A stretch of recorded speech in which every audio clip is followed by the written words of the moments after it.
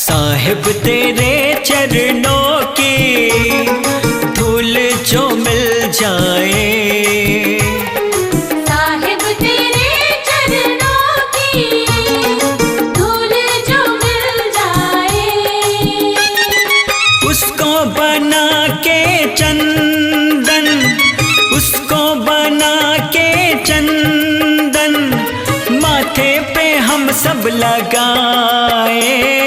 साहिब तेरे चरणों की धूल जो मिल जाए, साहिब तेरे चरणों की धूल जो मिल जाए।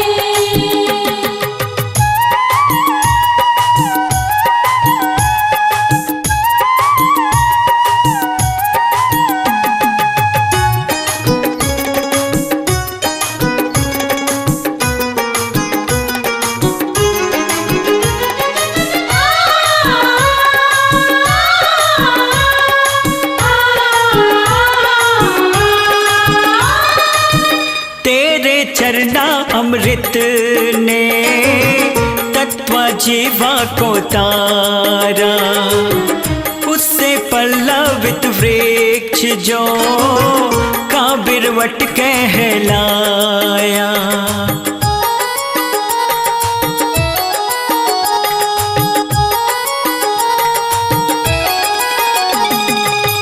तेरे चरना अमृत ने तत्व जीवा को तारा, उससे पल्लवित वृक्ष जो काबिरवट कहलाया।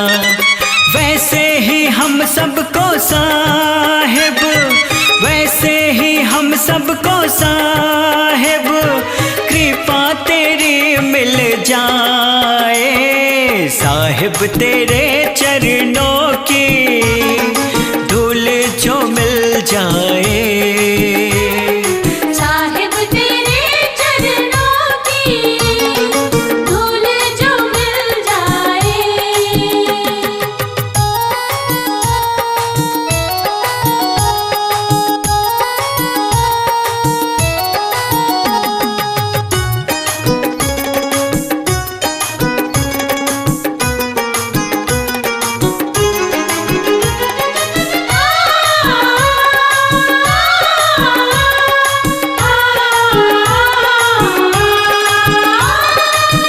बादशाह सिकंदर लोदी का जलन रोग मिटाया। साहिब अपनी कृपा से भक्त उसको बनाया।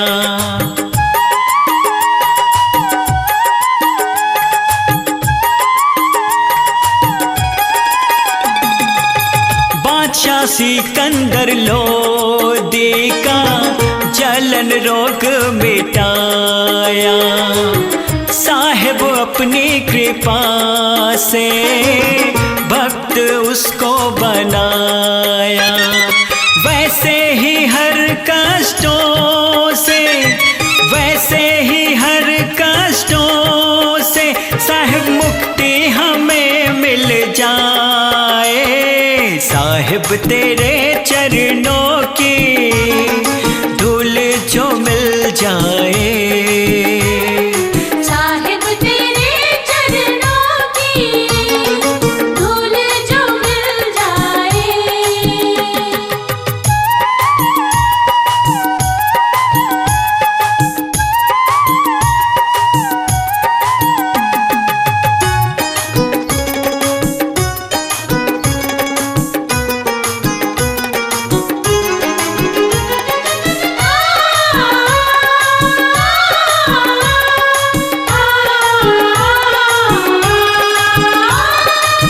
साहिब जैसे पूरे में समुंदर को हटाया, वहाँ जगन्नाथ जी का तुमने मंदिर बनवाया।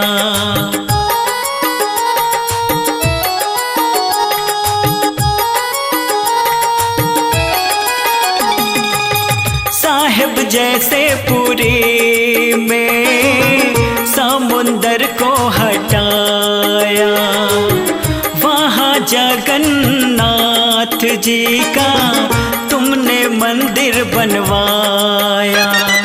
वैसे ही हृदय में हमारे, वैसे ही हृदय में हमारे साहिब मंदिर तेरी बन जाए।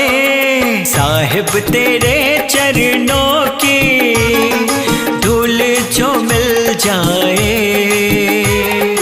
साहिब तेरे चरणों की धूल जो मिल जाए।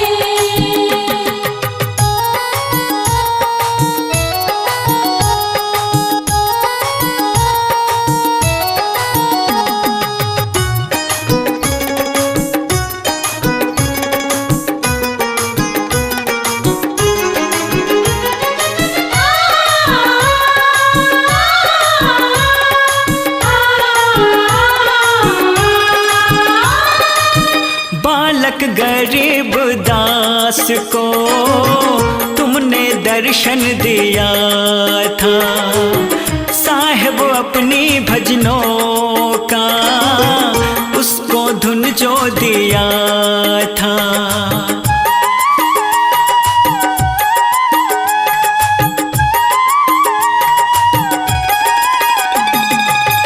बालक गरीब दास को तुमने दर्शन दिया था।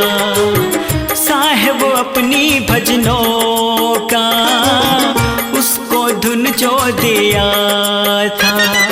वैसे ही भक्ति धुन से, वैसे ही भक्ति धुन से साहिब जीवन सबका भर जाए। साहिब तेरे चरणों की धूल जो मिल जाए। साहिब तेरे चरणों की धूल जो मिल जाए।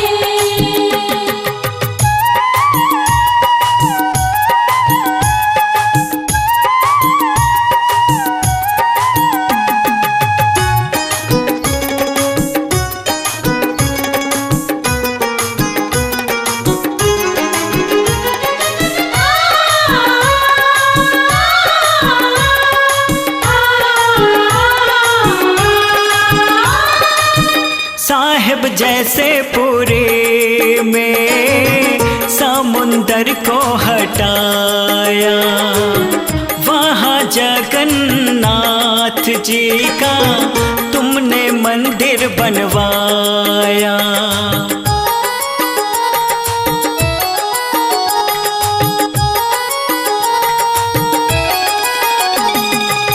साहिब जैसे पुरी में समुंदर को हटाया, वहाँ जगन्नाथ जी का तुमने मंदिर बनवाया।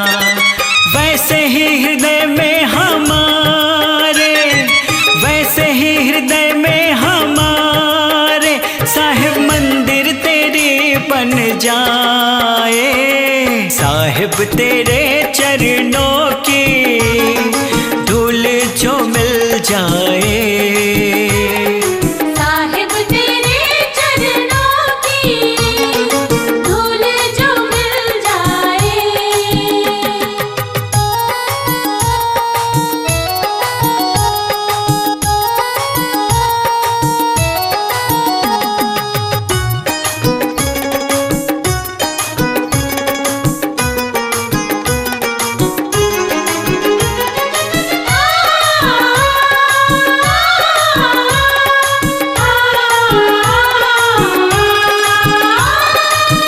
बालक गरीब दास को तुमने दर्शन दिया था। साहिब अपनी भजनों का उसको धुन जो दिया था।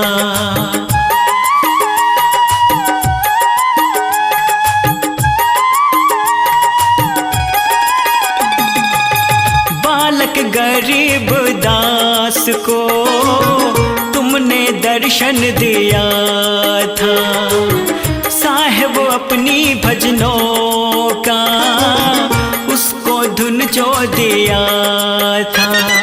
वैसे ही भक्ति धुन से, वैसे ही भक्ति धुन से साहिब जीवन सबका भर जाए। साहिब तेरे चरणों की धूल जो मिल जाए, साहिब तेरे चरणों की धूल जो मिल जाए। उसको बना के चंदन, उसको बना के चंदन माथे पे हम सब लगाए। साहिब तेरे चरणों की धूल जो मिल जाए, साहिब तेरे चरणों की धूल जो मिल जाए। साहिब तेरे चरणों की धूल जो मिल जाए।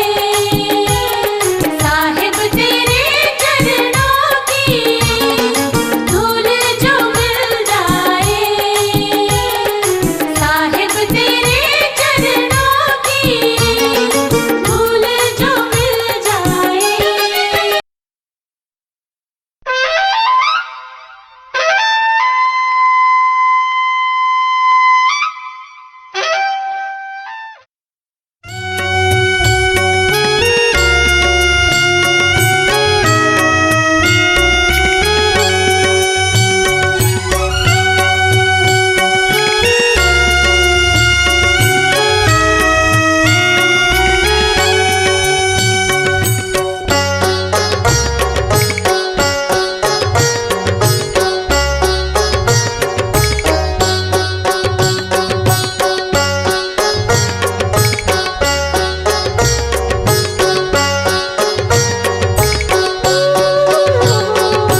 परम मंगल आज स्वागत आपका है, आइए। परम मंगल आज स्वागत आपका है, आइए। तरस दे पद परस का, दरस दे पद परस का, सौभाग्य प्राप्त कराइए।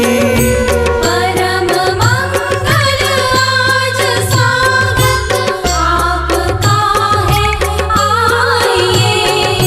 परम मंगल आज स्वागत आपका है, आइए।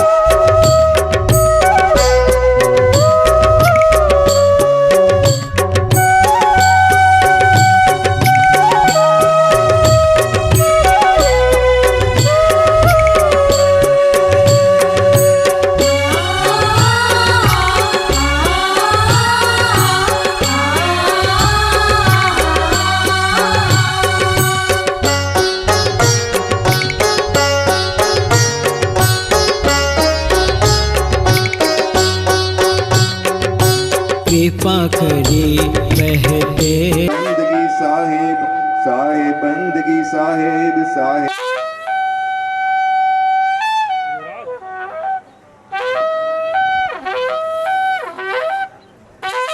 पुष्प अर्पण के लिए प्रस्तुत हो रहे हैं, उनके साथ आपके सुपुत्र भी हैं और हमारे इस आयोजन में महंत साहब अपनी तरफ से हृदय भावनाओं को व्यक्त करते हुए आप सभी की ओर से सदगुरु के श्री चरणों में पुष्प अर्पण के द्वारा साहब का सत्कार कर रहे हैं।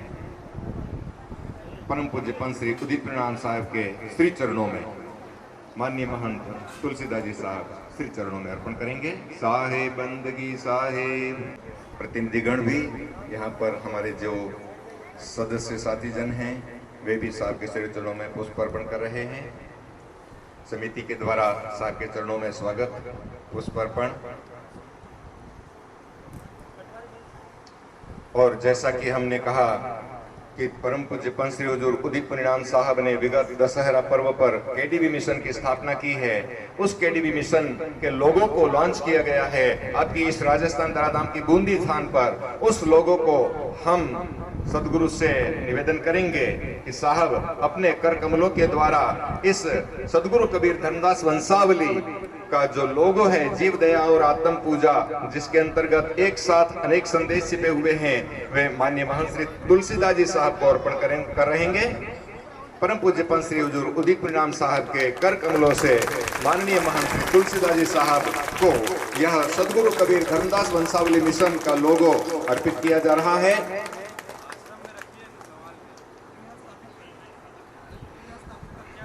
और हम अपने साहब के मुखारविंद से इस लोगों की विशेषता को भी समझेंगे, साथ ही जिसमें हम कुछ कहना चाहेंगे।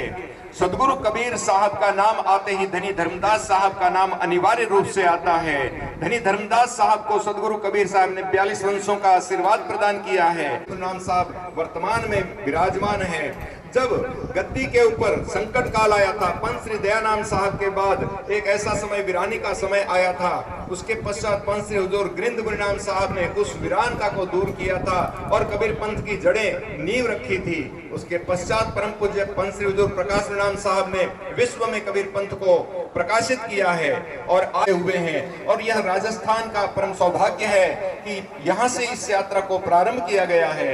वे एक संदेश लेकर आ रहे हैं। हमारे बीच आज के वक्त की जो चुनौतियां हैं, कबीर पंथ की धारा में एक नवीनता लाना है। इसके केडीबी मिशन सदगुरु कबीर धर्मदास वंशावली मिशन को स्थापित किया गया है और इस मिशन के द्वारा समस्त कबीर पंथ को हमें एकजुट करना है। साथ जी लैपटॉप है क्या?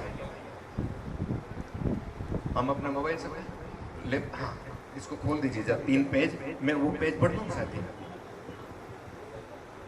की भावनाओं को व्यक्त करेंगे और सभी भक्तों से भी हमारा अनुरोध है कि वे अपने इस मिशन को समझने का प्रयास करें और साहब के संदेश को हृदयंगम कर अपने जीवन को सफल बनाएंगे।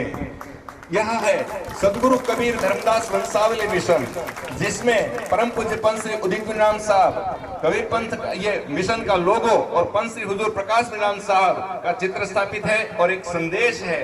इस संदेश को हम पढ़ते हैं। कबीर पंथ के 15वें वंश प्रतापाचार्य परम पूज्य पंत श्री 108 हुजूर प्रकाश गुरुनाम साहब के प्रखर तेजोमय स्वरूप गुरु कबीर धर्मदास वंशावली मिशन का प्रादुर्भाव हुआ है।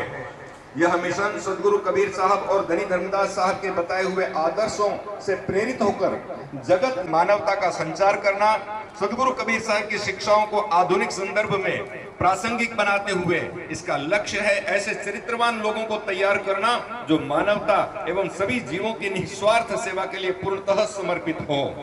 सदगुरु कबीर धर्मदास वंशावली मिशन का मोटो जीव दया और आत्म पूजा है। यह एक गहन और प्रेरणादायक संदेश है जो सदगुरु कबीर के समग्र दर्शन को एक ही पंक्ति में संजोता है। यह पंक्ति कबीर सागर से ली गई है जो सदगुरु कबीर साहब की वाणी का एक महत्वपूर्ण ग्रंथ है।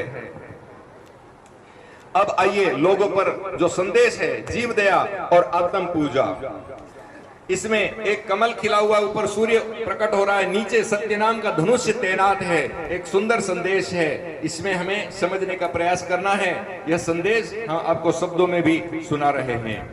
इन दोनों संदेशों, एक तो जीव दया और दूसरा आत्म पूजा, इन दोनों संदेशों का समन्वय कबीर दिलाता है कि हम अपने आध्यात्मिक और उसी दिव्यता को दूसरों में भी देखें। हाँ, यह हमें एक ऐसे समाज की कल्पना करने की प्रेरणा करता है जहां आध्यात्मिकता और सामाजिक सेवा हाथ में हाथ डालकर करुणामय और आध्यात्मिक रूप से जागृत दुनिया का निर्माण हो सके।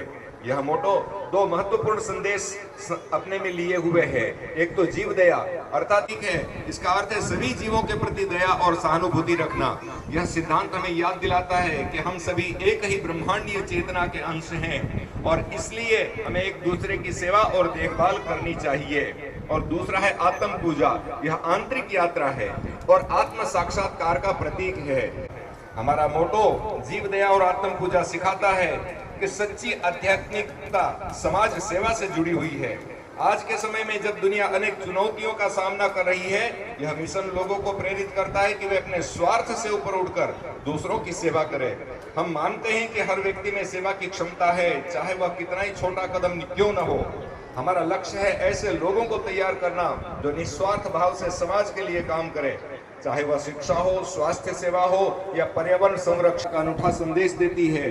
सदगुरु कबीर धर्मदास वंशावली मिशन इसी भावना को आगे बढ़ाता है।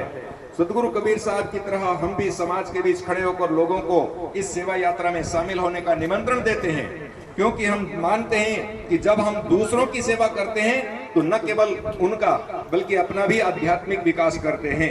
आइए हम सब मिलकर एक ऐसे समाज का निर्माण करें जहां प्रेम, करुणा और सेवा का वास हो। यही है सदयात्रा। इस महान लक्ष्य के लिए एक यात्रा का आयोजन हो रहा है, उस संबंध में भी हम समझें। कबीर नवोदय यात्रा, इसका अर्थ है सदगुरु कबीर साहब की शिक्षाओं के नए उदय का सफर। साथ में यह नई सोच के उदय को दर्शाता है।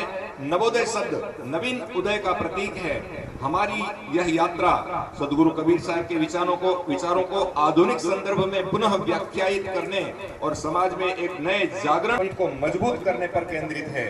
यह यात्रा हमें अंदर झांकने, समाज को समझने और एक बेहतर कल के निर्माण में योगदान देने की प्रेरणा देती है। यह यात्रा सदगुरु कबीर साहब की शिक्षाओं को नए दृष्टिकोण से देखने और उन्हें वर्तमान समय में लागू करने का प्रयास है। यह एक नए आध्यात्मिक जागरण की शुरुआत का संकेत देती है जो सदगुरु कबीर साहब के वचनों से प्रेरित है। कबीर खड़े बाजार में लिए लुकाठी हाथ, जो घर जा रे आपना चले हमारे साथ। नवोदित वंश प्रतापाचार्य पंथी उदित नाम साहब की इस नवोदय यात्रा का उद्देश्य है एक पंथ की सशक्तिकरण, कबीर पंथ की एकता को मजबूत करना, अनुयायियों में गहरी जागरूकता लाना और पंथ का नया स्वरूप विकसित करना। दूसरा युवा जागरण, कबीर पंथी नवयुवकों में नई जागृति का संचार करना, उन्हें विरासत से जोड़ते हुए आधुनिक चुनौतियों के लिए तैयार करना। तीसरा सदगुरु कबीर दर्शन की नव व्याख्या, सदगुरु कबीर साहब के विचारों को आज के समय के संदर्भ में समझना और उनकी प्रासंगिकता बताना। चार है धार्मिक समन्वय, विभिन्न धार्मिक समुदायों के बीच सार्थक बातचीत बढ़ाना जिससे समाज में आपसी समझ और समरसता बढ़े। पांचवा है सामाजिक और आध्यात्मिक नवोत्थान, व्यापक आध्यात्मिक और सामाजिक नवजागरण की नींव रखना और समाज को एक नई दिशा प्रदान करना।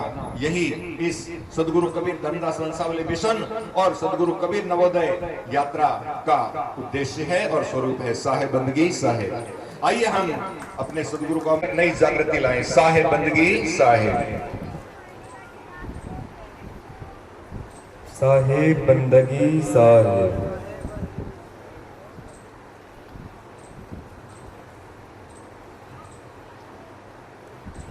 आप सबने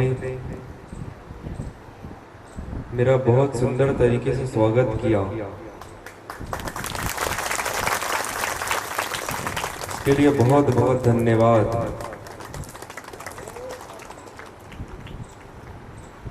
और मैं आप लोगों को धन्यवाद इसलिए देना चाहता हूँ, आप लोगों ने मुझे दर्शन दिया, अपना दर्शन दिया आप लोगों ने, ये देखकर मैं बहुत धन्य हो गया।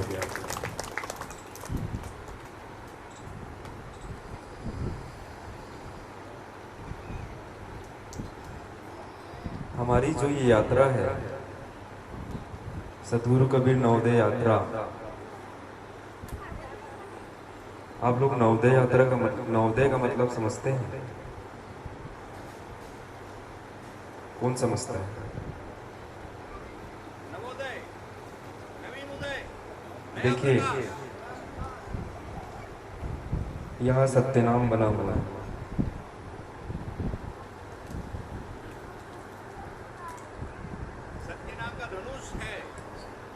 सत्यनाम धनुष के आकार में सत्यनाम बना हुआ है।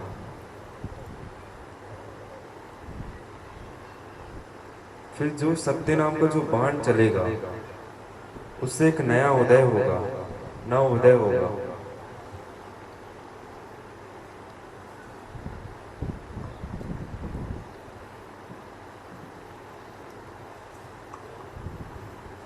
हम सब अपने आप को कबीरपंथी कहते हैं।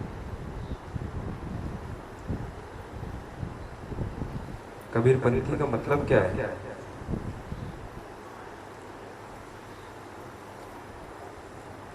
सतगुरु कबीर साहब ने जो रास्ता दिखाया है, जो रास्ता दिखाने वाला पंथ,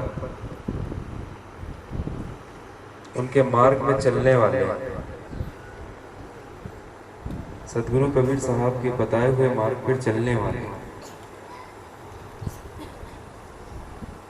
लेकिन हम उसका तो उल्टा कर रहे हैं।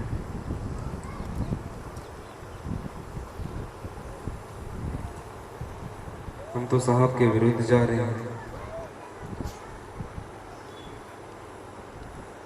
कैसे जा रहे हैं वो भी बताता हूं मैं आप लोगों को।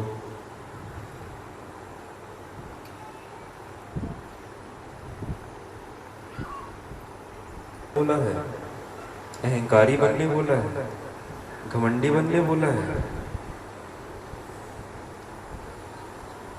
जितना मैं पढ़ा हूँ सुना हूँ उसमें तो ये तो कहीं नहीं आया। पता नहीं हमें क्या होता है, हम पहले ही स्वार्थी बन जाते हैं, घमंडी बन जाते हैं, अहंकारी बन जाते हैं। हमारे साथ ने तो कहा ही नहीं कभी।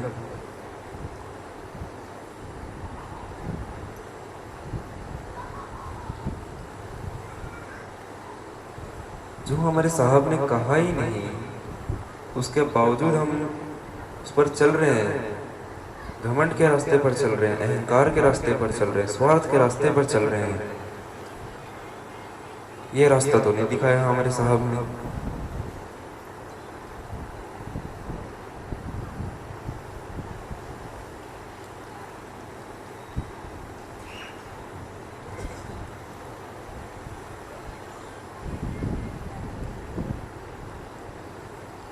जैसे आप लोगों ने आज मेरा स्वागत किया, मैं तो गाड़ी के अंदर बैठा था, लेकिन आप लोगों ने गाड़ी को भी फूलों से ढक दिया। इतना फूल फेंका आप लोगों ने, बहुत फूल फेंका। मेरी गाड़ी चल रही है, उसके आगे आप लोग फूल बिछा रहे हैं। देखने में तो बहुत अच्छा लगा, लेकिन इसमें भी एक स्वार्थ है। हम सब जानते हैं पेड़ पौधों में भी जान होती है ना। हमारे जानने के बावजूद हम उस पौधे से उस फूल को तोड़ते हैं। तोड़ने के बाद उसकी पंखुड़ियों को निकालते हैं।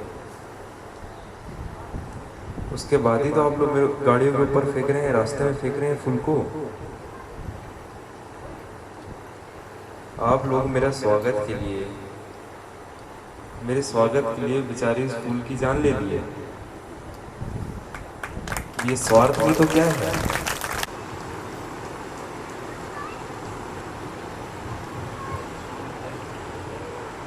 ये मैं अपनी नजरों से देख रहा हूँ।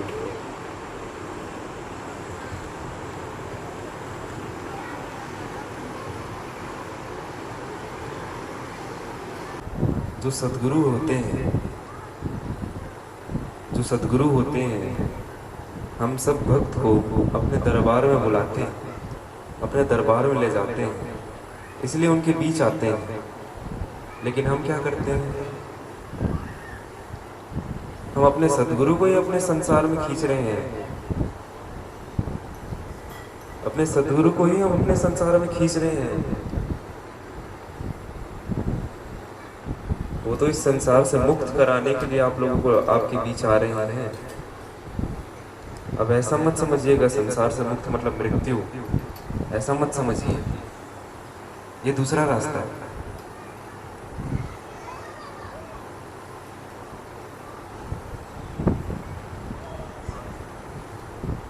संसार से मुक्त कराने आ रहे हैं मतलब आपका घमंड तोड़ने आ रहे हैं, आपका अहंकार मिटाने आ रहे हैं, आपका स्वार्थ मिटाने आ रहे हैं। लेकिन आप लोग अपने स्वार्थ के चक्कर में साहब को ही अपनी तरफ खींच रहे हैं। अब हमें कोई परेशानी होती है, साहब हमें ये परेशानी हो गई है, साहब की फ़ोटो के सामने प्रार्थना करेंगे, हे साहब ठीक कर दीजिए हमारी परेशानी, हमारा बच्चा बीमार है उसे ठीक कर दीजिए।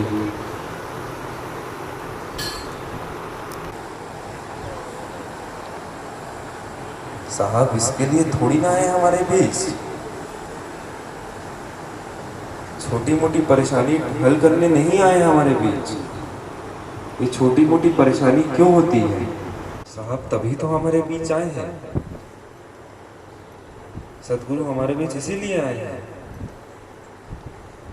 क्योंकि अपने दरबार ले जाने के लिए आए हैं।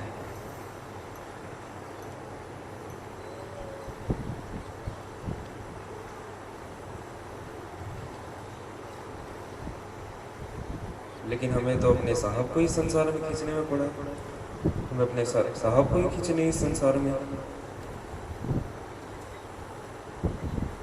छोटी मोटी परेशानियों में बांध के रखे हैं।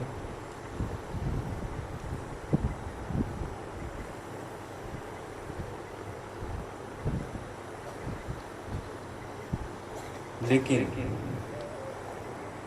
हम गुरु को तो बांध सकते हैं, लेकिन सदगुरु को हम कभी नहीं बांध सकते। ये बंधन में हम कभी नहीं बांध सकते सदगुरु को।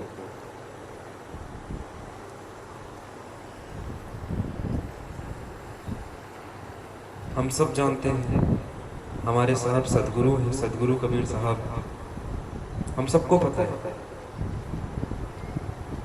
लेकिन इस आज के युग में उन्हें दास का दर्जा दे दिया गया, संत का दर्जा दे दिया गया, कवि का दर्जा दे दिया गया। अरे दास तो हम हैं उनके, दास तो हम हैं, वो तो स्वयं सदगुरु हैं। ये हम सबका कर्तव्य बनता है, हमारे साहब का दर्जा हम उन्हें दिलाएं, सदगुरु का दर्जा हम उन्हें दिलाएं, हम सबका कर्तव्य बनता है ये।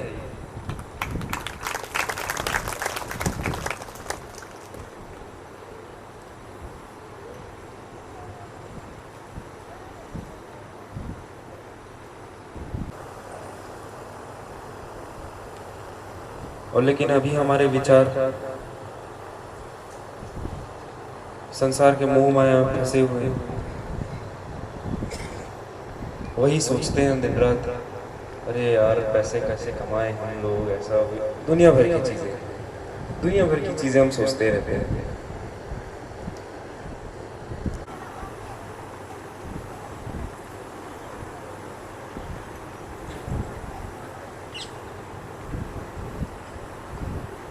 और हम कहते हैं हमारे साहब से हमें बहुत प्रेम है, लेकिन ये प्रेम नहीं है, ये मोह है। हमारे साहब से मोह है हमें प्रेम होता तो हम अपने साहब के बताए हुए मार्ग पर चलते। लेकिन हमें तो मोह है, हमें जो परेशानी हम वो बता रहे हैं। परेशानी बताने से हल नहीं होती, परेशानी बताने से हल नहीं होती, उसका उपाय खोजना पड़ता है। हमें ही ढूंढना पड़ता है, क्योंकि परेशानी भी तो हमारी है ना।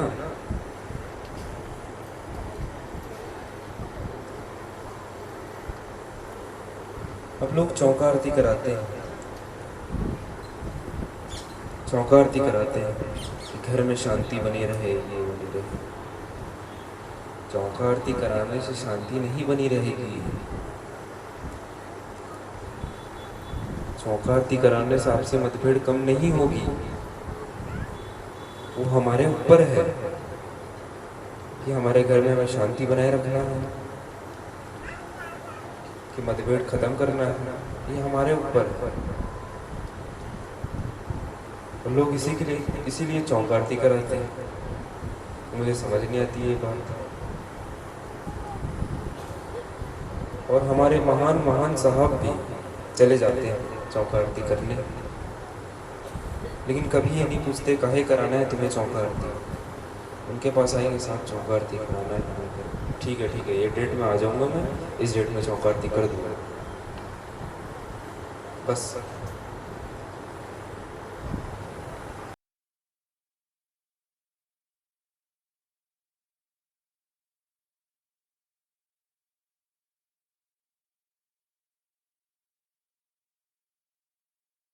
उसके लिए बेहतर करेंगे,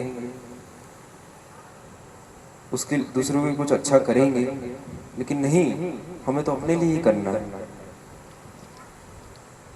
और फिर बोल देंगे कि हम तो अपने परिवार के लिए कर रहे हैं।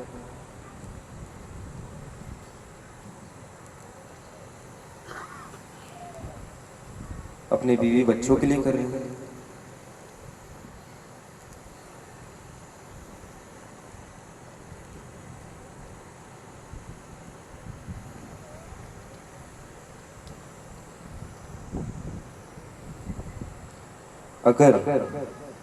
अगर हमारे साहब से हमें प्रेम होगा, हमारे सतगुरु से हमें प्रेम होगा,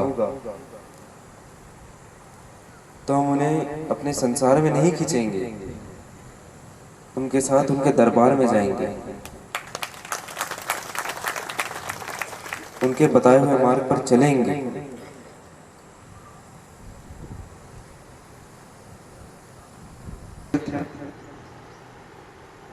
बहुत छोटी सी शर्त है, ज्यादा बड़ी शर्त नहीं है, मानेंगे आप लोग? शर्त ये है, आप लोगों को निस्वार्थ बनना पड़ेगा, आप लोगों को अहंकार से मुक्त होना पड़ेगा।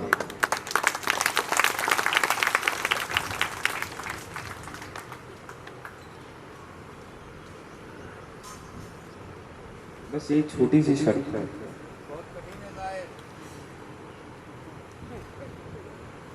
अब ये तो लोगों के ऊपर है।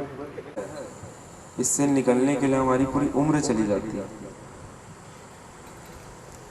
30-40 साल हमें पैसा कमाना है, उसके बाद भगवान की भक्ति करनी है।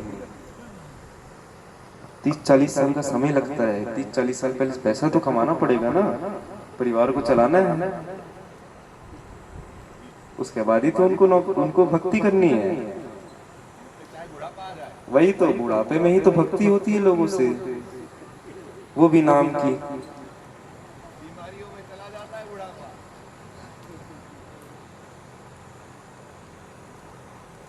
देखिए, मैं वैसा नहीं कह रहा हूं,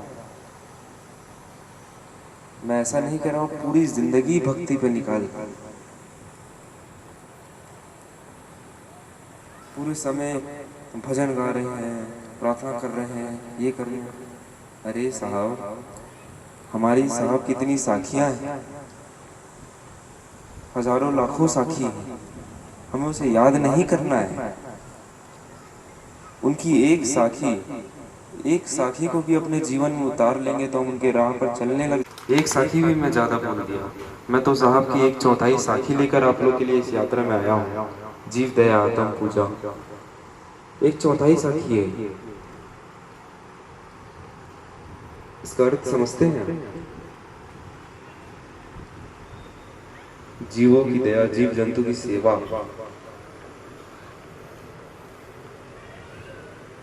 लेकिन हम तब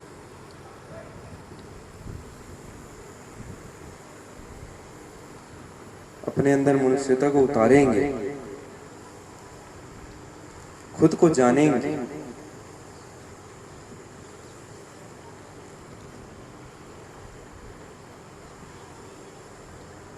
और जो मैं आप लोगों को ये बातें कह रहा हूँ, आप लोग मानिए मत, पहले परखिए। मैं जो भी कह रहा हूँ आप लोग मेरी पहली बातों को परखिए, 10 बार परखिए। और ऐसा नहीं कि आपस में डिस्कस कर रहे हैं, बातचीत कर रहे हैं, ये ऐसा हो सकता है, ये सही होगा, हम इसे मानेंगे, ऐसा नहीं होता। खुद से परखना पड़ेगा, खुद से जानना पड़ेगा।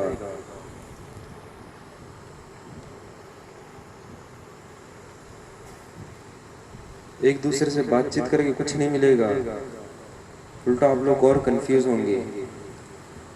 मैं जो कह रहा हूँ, अगर मैं राइट कह रहा हूँ तो आप लोग लेफ्ट समझेंगे।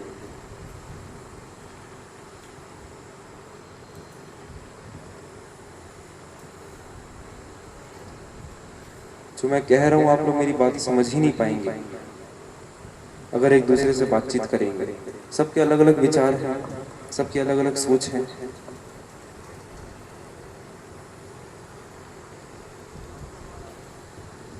कोई अपनी टिप्पणी देगा, आप अपनी टिप्पणी देंगे, मेरी बातों की तो खिचड़ी बन गई। खा लेंगे, आराम से घर जाके सो जाएंगे। ऐसा नहीं करना है आप लोगों को।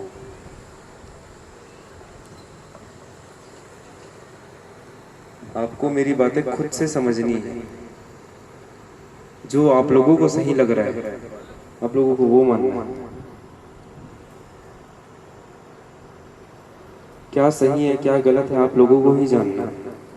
एक दूसरे से बातचीत करके आप लोग मेरी बातों को समझ ही नहीं पाएंगे। और जो मैं बातें कह रहा हूँ अपने फोनों में उतारे।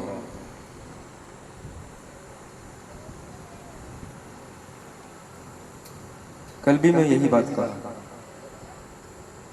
मेरी बातों को आप लोग परखें, उसके बाद अपने अंदर उतारें, फोन में मत उतारें। एक जन कह रहे हैं, अच्छा हाँ मैं भूल गया, लोगों को स्टेटस भी तो लगाना होता है, व्हाट्सएप में लगाना होता है, फेसबुक में लगाना होता है, इंस्टाग्राम में स्टेटस लगाना पड़ता है कि हम यहाँ पे आए हैं, हम यहाँ भाषण सुन रहे हैं। मैं आप लोगों को भाषण देने नहीं आया हूँ, यहाँ पे उलझाने आया हूँ। उलझाने, सुलझाने नहीं, उलझाने आया हूँ। अरे पहले मेरी बातों को सब अपने अंदर उतारेंगे, फिर उलझेंगे। कहाँ उलझे? मुझे तो नहीं लग रहा। उलझने के लिए इन लोगों को समय देता हूँ 2-3 दिनों। उलझेंगे, प्रश्न आएंगे मन पे, उसका सॉल्यूशन भी आप लोगों के पास ही आएगा, फिर आप लोग सुलझेंगे। मैं बोल रहा हूँ आप लोगों के लिए बोल रहा हूँ। मेरा मजा तो मौन में क्या लेना देना, लेकिन आप लोगों के लिए बोल रहा हूँ। आप लोगों को भी रास्ते पर ले जाने की कोशिश कर रहा हूँ। वो आप लोगों के ऊपर है, आप लोगों को आना है कि नहीं आना है।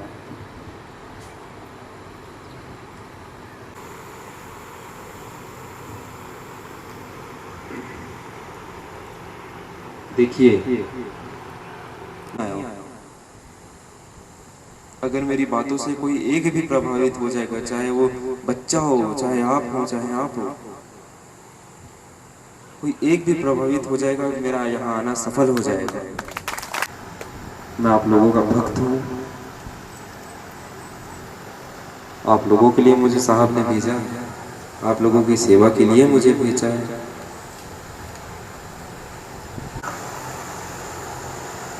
सिर्फ गुरु का ही काम नहीं है।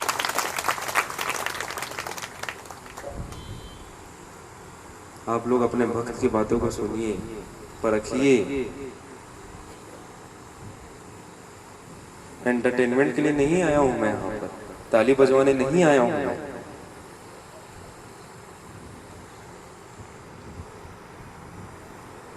और आप भी ये सोचकर मत आइए मैं भी बोल रहा हूँ, लोग कुछ लोगों को बोर लग रहा होगा। अगर ये लोग थोड़ा थोड़ा बैकग्राउंड म्यूजिक दे देंगे तो आप लोगों को तो और मज़ा आ जाएगा, खिचड़ी में तड़का मिल जाएगा आप लोगों को।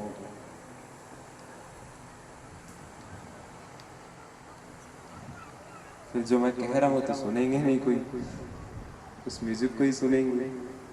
जैसे हमारे साथ होता है रोज, हम फोन चलाते हैं, कुछ लिख के कुछ छोटी मोटी बातें आ जाती हैं जिसे हमें देखकर अच्छा लगता है, उसके पीछे एक बैकग्राउंड म्यूजिक भी आ जाता है, उससे ज़्यादा वो अच्छा लगता है। फिर खोजते हैं यार इसमें म्यूजिक कौन सा है, म्यूजिक कौन सा है, ऐसा खोजते हैं। और उस बातों की गहराई को कोई नहीं समझता।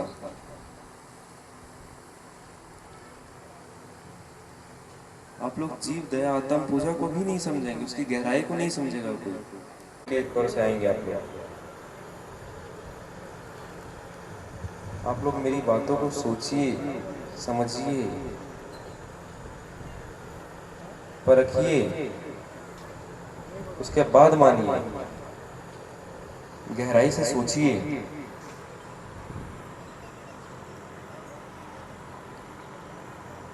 और अपने दिमाग से मत सोचना, दिमाग का इस्तेमाल यहाँ मत करना कभी। दिमाग में तो काल बसा है, और फिर जब काल सोचेगा तो आप समझ जाइए क्या होगा, विनाश ही होगा। हमें अपने हृदय से सोचना है। हमारे हृदय में दयाल बसता है, परमात्मा बसता है।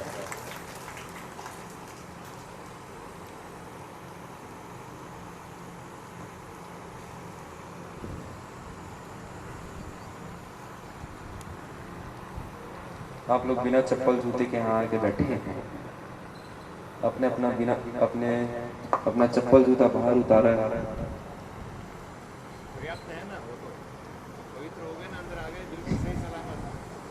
नहीं, मैं जो कह रहा हूँ आप यहाँ बैठकर सुन रहे हैं। अपने चप्पलों को वहाँ उतारे हैं, बस वहाँ चप्पल छोड़ के नहीं आना है, अपना स्वार्थ छोड़ के आना है। ये स्वार्थ बनना, अहंकार से मुक्त कराना। मैं तो सिर्फ साधन हूँ, क्योंकि मैं दिल से बोल रहा हूँ।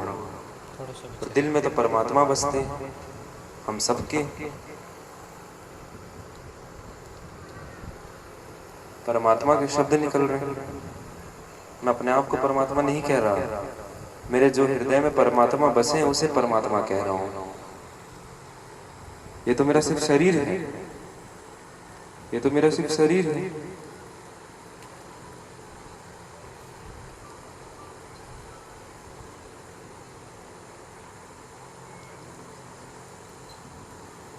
हम एक दूसरे को साहिब बंदगी कहते हैं, हम एक दूसरे शरीर को साहब बंदगी नहीं कह रहे। हमारे अंदर जो साहब विराजे हैं, जो परमात्मा विराजे हैं, उन्हें बंदगी कह रहे हैं, न कि शरीर को कह रहे हैं। ये बात तो हम सब जानते हैं। नहीं जानते होंगे तो अब जान जाइए, मैंने बता दिया। बहुत से लोग जानते भी होंगे। कौन कौन जानता है? कौन कौन जानता है? बस चलो ठीक है, इतने लोग जानते हैं। आप लोग जानते हैं, उसके बावजूद आप लोग वही कर रहे हैं। आप लोगों को पता है हमारे हृदय में परमात्मा बसे हैं, फिर भी अहंकार नहीं छोड़ रहे, फिर भी स्वार्थ नहीं छोड़ रहे, निस्वार्थी नहीं बन रहे।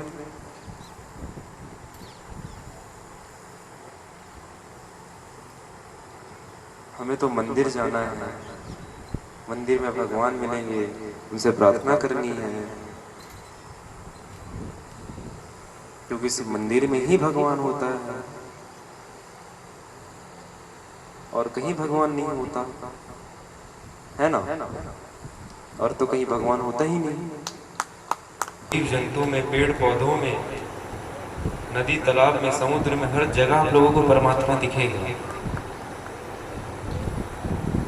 मंदिर में भी दिखेगा, मंदिर में तो अभी भी दिखता है। क्योंकि वहाँ परमात्मा की मूर्ति है, परमात्मा की फोटो है। हम यही मान लिए कि हमारे भगवान ऐसे ही दिखते थे, हमारे मन में यही बैठ गया है। क्या इतने साल पहले फोटो खींचे थे?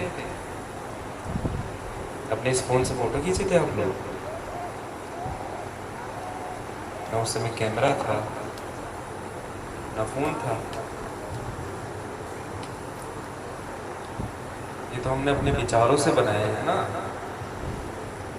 इमेजिनेशन, उससे बनाई है हमने अपनी परमात्मा की फोटो।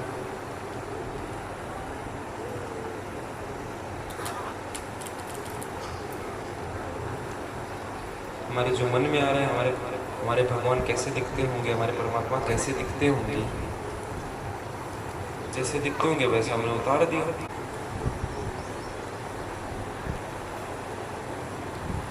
अगर आप लोग जैसे सोच रहे हैं, आप अपने परमात्मा को ये पेड़ का आकार देख देंगे, आप लोगों को लगेगा इस पेड़ में परमात्मा है। हाँ, तो इस पेड़ में भी परमात्मा होंगे। फूल पौधों में दिखेंगे तो फूल पौधों में भी परमात्मा होंगे। किसी मनुष्य में दिखेंगे तो उस मनुष्य में भी परमात्मा होंगे। मनुष्य में तो परमात्मा है, उनके हृदय में परमात्मा पहले ही बसे हैं। मैं तो वही कह रहा हूँ आप लोगों को, मैं आप सबको तो वही कह रहा हूँ। अपनी परमात्मा की नजरों से देखो, काल की नजरों से मत देखो। वही समझा रहा हूँ आप लोगों को।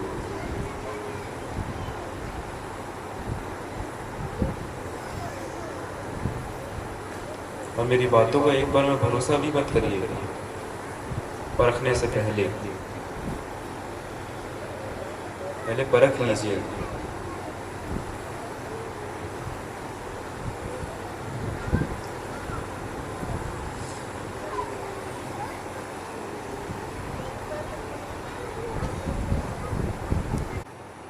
उनसे प्रेम करना है, हमें उनको अपने संसार में नहीं खींचना है, हमें उनके साथ उनके दरबार में जाना है।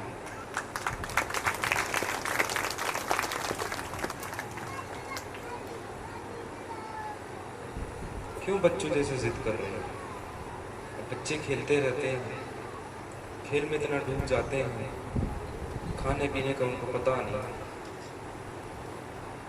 खेल कूद में अपनी दुनिया बसा लेते हैं, अपनी सोच में यही बना लेते हैं, हमारी अपनी खुद की दुनिया बना लेते हैं।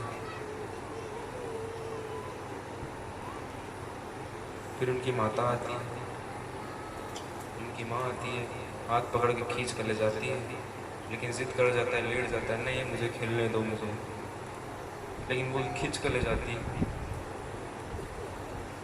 उसके दिमाग में जो दुनिया बसी थी तो एक सेकंड में पूरी टूट गई, तहस नहस हो गई। वैसे ही हमारे साथ भी जब हमारी मृत्यु आती है तब हम सोचते हैं, अगर किसी को बता दिया आप कितने दिनों में मौत हो जाएगी, मृत्यु हो जाएगी, फिर हम सोचने लग जाते हैं हमारे परिवार का क्या होगा, हमारे धन संपत्ति का क्या होगा, हमारे ज़मीनों का क्या होगा, बच्चों बीवी का क्या होगा, माँ बाप का क्या होगा। हम सबको तो पता नहीं कब आ जाएगी मृत्यु, किसी को कुछ नहीं पता, लेकिन ये तो पता है कि मृत्यु आएगी, हम सबको पता है।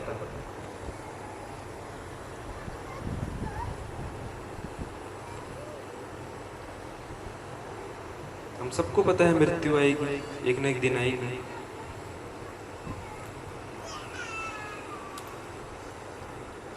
जैसे जीवन जीने का तरीका होता है, मृत्यु का भी एक तरीका होता है।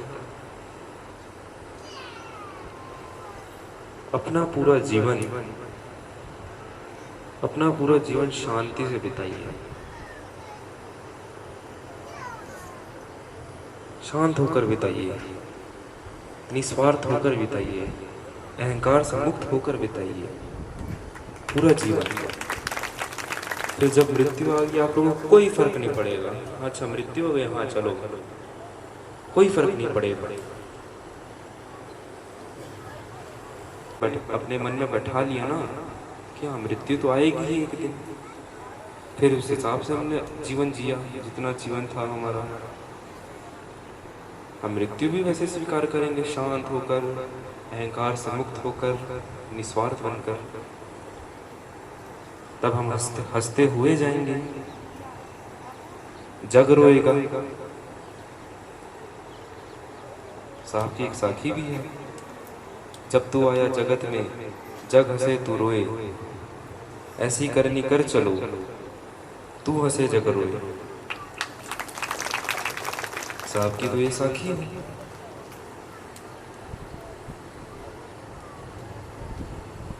जब हम इस दुनिया में आते हैं हम रोते हैं, असहाय होते हैं, सोचने समझने की शक्ति नहीं होती, लेकिन पूरा जग पूरी दुनिया हमारा खुशी बनाती है, हमारे पैदा होने की खुशी बनाती है, हंसती है, लेकिन हम रोते हैं।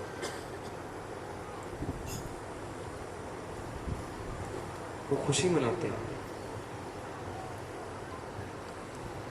वो उनकी खुशी नहीं, वो खुद नहीं मना रहे खुशी, वो उनका मोह है। हमें मोह से ऊपर उठना है, प्रेम की तरफ जाना है। हमें पूरा जीवन लोगों की सेवा में बितानी है, निस्वार्थ बनकर बिताना है, पूरा जीवन अहंकार से मुक्त होकर बितानी है।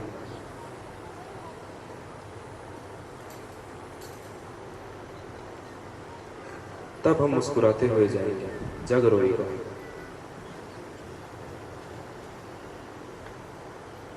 फिर दुनिया को पता चलेगा,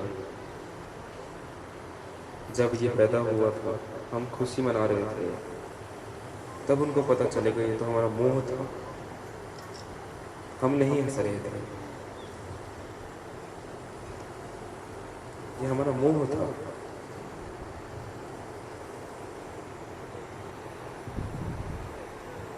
तो अपना पूरा जीवन निस्वार्थ होकर बिताइए, अहंकार से मुक्त होकर बिताइए, तब जाकर हम अपने साहब के बताए हुए मार्ग पर भी चलेंगे।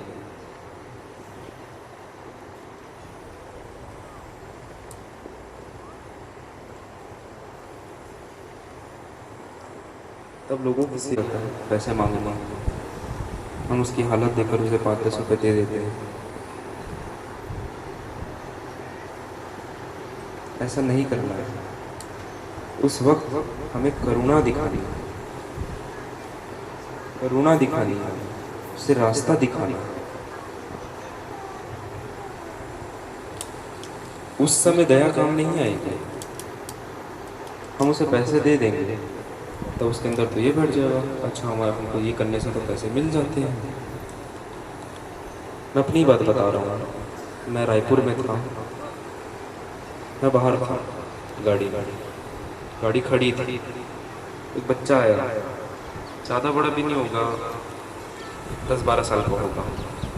भाई कितना कमा लेता है दिन भर में? बोलते ज़्यादा नहीं, बस 4,500 रुपये ऐसे कुछ कमा लेता हूँ, बस दिन का, महीने का नहीं, सिर्फ एक दिन का 4,500 रुपये। उसकी तो लाइफ सेट है।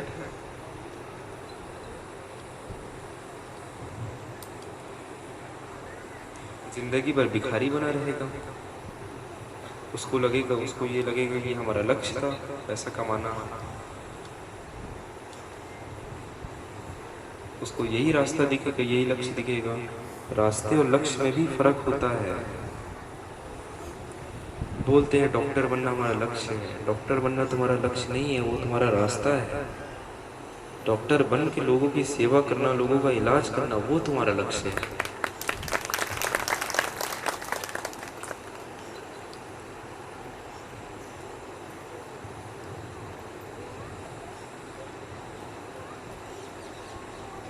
तो हमें उस समय दया नहीं दिखानी है, उसे रास्ता दिखाना है। एक बार हम उसे रास्ता दिखा देंगे, उसे अपना लक्ष्य खुद ब खुद मिल जाएगा। वैसे ही वैसे ही हम अपने साहब के बताए हुए मार्ग पर चलेंगे, हमें अपना लक्ष्य खुद ब खुद मिल जाएगा। कुछ ना कुछ दान दीजिए। पैसों का दान नहीं, पैसों का दान अलग होता है। किसी को कुछ खाने के लिए दे दीजिए, मैं ये बोला, तब इसका मतलब ये नहीं कि सिर्फ इंसानों को ही देंगे। अब इंसानों को नहीं देंगे, मतलब किचन में जो चींटियाँ आ जाती है उसे तो झाड़ू मार के भगा देंगे, मार देंगे। देखो जब दिख रहे हैं हमें चींटियाँ हैं तो उन्हें थोड़ा सा आटा दे देंगे, थोड़ा चीनी दे देंगे, उनका भी भंडारा हो जाएगा। लेकिन हमें तो सिर्फ मनुष्य के भंडारे से ही पुण्य कमाना है। हमें तो यही लगता है कि इंसानों का भंडारा कराएंगे तो हमें पुण्य मिलेगा। हमें तो लगता है इस दुनिया में सिर्फ हम इंसान ही रहते हैं, बाकी जीव जंतु तो रहते नहीं है, फूल पौधे तो रहते नहीं है। वो तो स्वागत के लिए होता है, फूलों को बिछाने के लिए होते हैं, उनमें तो जान ही नहीं होती है।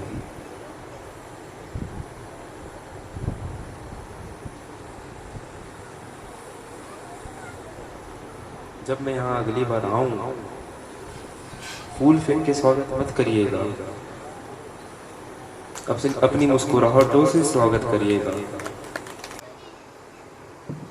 चालाकी वाली मुस्कुराहट नहीं, जो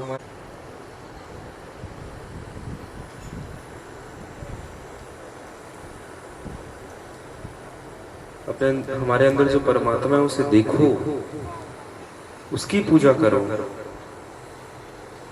उसकी पूजा करो।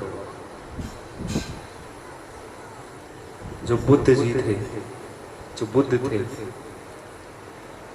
वो हमेशा विरोध किए मूर्ति पूजा का, लेकिन उन्हें मानने वाले उनकी ही मूर्ति बना के उन्हें पूज रहे हैं।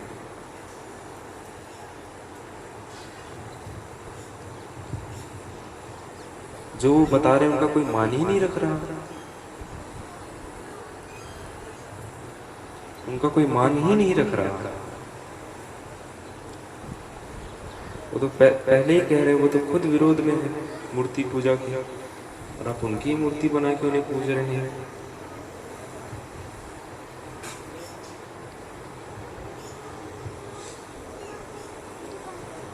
मैं सिर्फ आप कबीरपंथियों को बताने नहीं आया हूं, हमारे साहब से कबीरपंथियों को रास्ता दिखाने नहीं आए थे।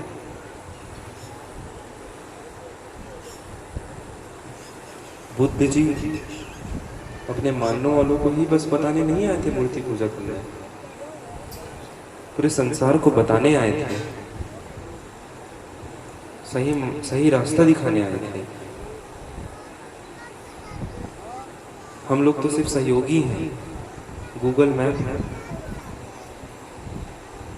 चलना तो हमें खुद है। मैं आप लोगों को सहयोग मांगने आया हूँ, मुझे पूरा भरोसा है अगर आप लोग निस्वार्थ बन जाएंगे, अपना अहंकार हटा देंगे, हम ये खुद नहीं सोचेंगे, हमारा काल सोचेगा ये कि पुरानी तूफान आ गया, ये सब लोग हम नहीं सोचेंगे।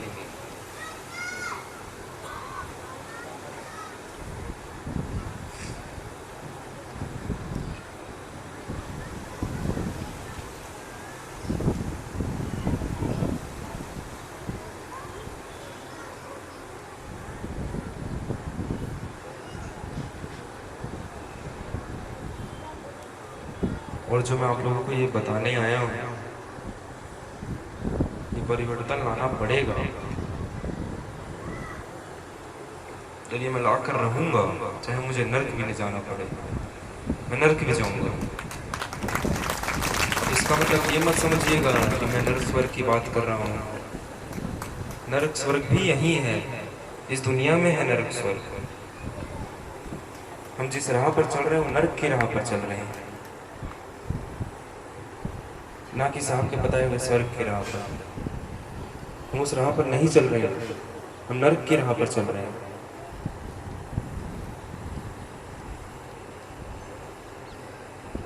अब कुछ लोग ये सोचेंगे तो ये तो नर्क स्वर्ग की बात करते हैं, ये करते हैं, वो करते हैं। नर्क स्वर्ग भी इस दुनिया में है। हमारे मरने के बाद नर्क स्वर्ग नहीं मिलता। हमारे पैसे कमाने से नर्क स्वर्ग नहीं मिलता। पैसे कमाकर लोगों की सेवा भी करना होता है।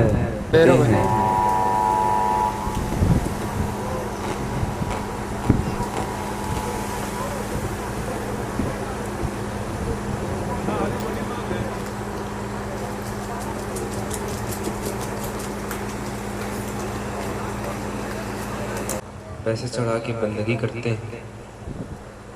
आप लोगों का भाव है, लेकिन हमारा कर्तव्य क्या है? आप लोगों का पैसा सही चीज में लगे, ना कि स्वार्थ के लिए लगे।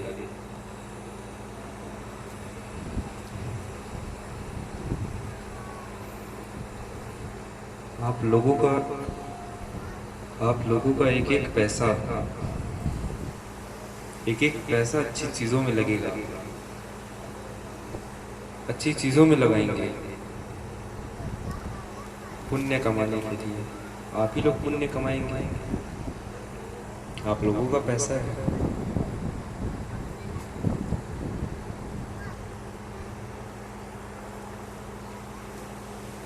कुछ समय बाद ये चीजें दिखेगी आप लोगों को। कुछ महीने पहले हमने बताया था कि हमारा सोशल मीडिया अकाउंट है। पता है आप लोगों को, बहुत से लोगों को नहीं पता होगा। फिर लोगों को लगने लग गया था कि ये तो सोशल मीडिया है, अब सोशल मीडिया में प्रचार होगा। ये तो सिर्फ एक स्टेप है, ये तो हमने सिर्फ एक बम फोड़ा है। आगे और भी चीजें आएंगी, और भी बम फूटेंगे, और न्यूक्लियर बम भी तैयार हो रहा है।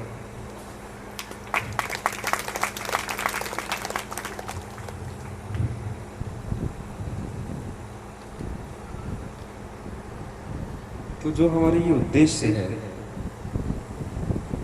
निस्वार्थ बनाना, अहंकार से मुक्त कराना, ये सब आप लोगों के ऊपर है। और मुझे पूरा भरोसा है आप लोगों पर। मैं जो कह रहा हूँ आप लोग उसे परखेंगे, उसके बाद उस पर अमल करेंगे, सही लगा।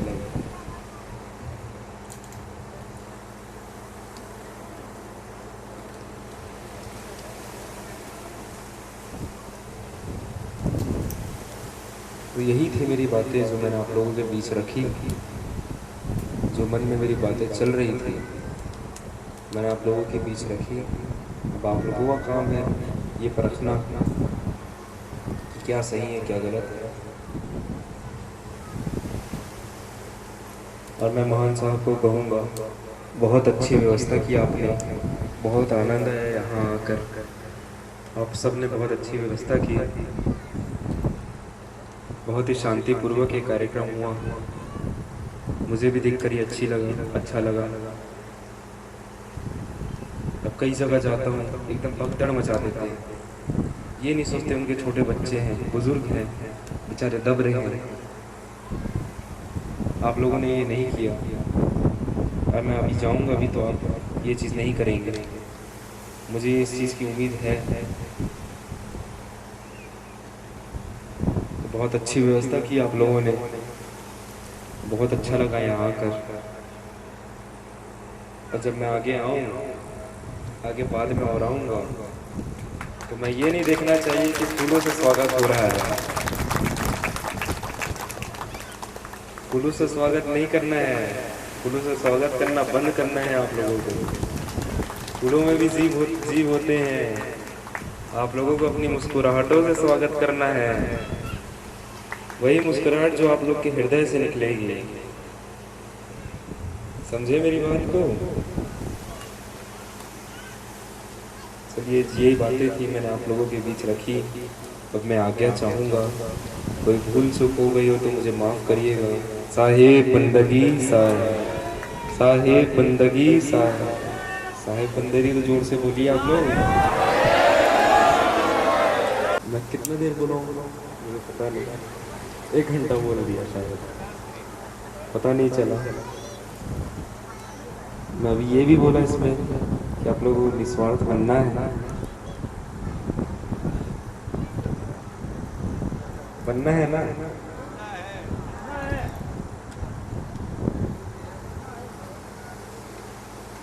देखिए मुझे आगे भी जाना, बीकानेर जाना है मुझे, 300 किलोमीटर है। और सुबह सुबह पहुंचूंगा 3-4 बजे, तो कल भी कुछ ना कुछ है करेंगे।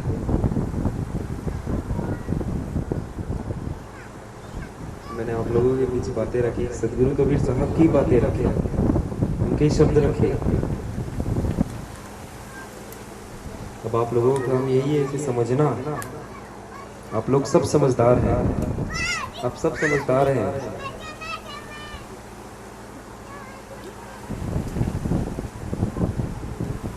स्वार्थी भी ज़्यादा नहीं है, कुछ बातों में है स्वार्थी, लेकिन निस्वार्थ भी है। आप लोग मेरी बातों को समझेंगे।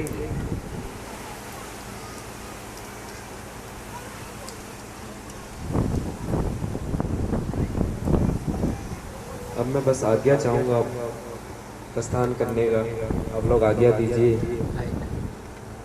आप लोगों का दर्शन मिल गया मुझे, वही मेरे लिए बहुत बड़ी बात है। साहेब बंदगी साहब।